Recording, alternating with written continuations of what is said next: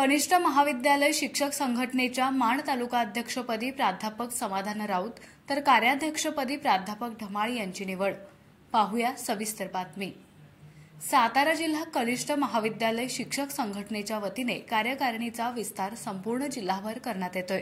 त्याच अनुषंगाने माण तालुक्याची कार्यकारिणी जाहीर करण्यात आली। यावेळी दहिवडी कॉलेज दहिवडीच्या कनिष्ठ महाविद्यालयातील शिस्त आणि विद्यार्थीप्रिय शिक्षक प्राध्यापक समाधान राऊत यांची माण तालुकाध्यक्षपदी निवड करण्यात आली।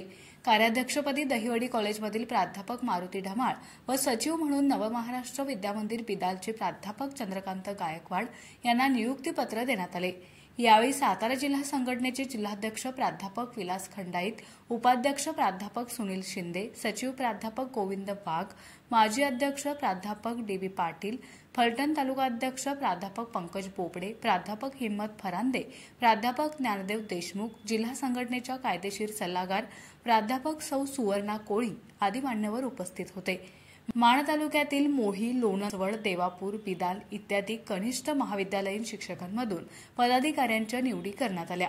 सर्व नवनियुक्त पदाधिकाऱ्यांचे दहिवडी कॉलेजचे प्राचार्य डॉ. संजय खेत्रे, उपप्राचार्य डॉ. अनिल दढस, कनिष्ठ महाविद्यालयाच्या उपप्राचार्य डॉ. नंदिनी साळुंखे, कार्यालयीन अधीक्षक केशव औटे तसेच सर्व कनिष्ठ महाविद्यालयातील शिक्षक आणि शिक्षकेतर कर्मचाऱ्यांनी अभिनंदन केले।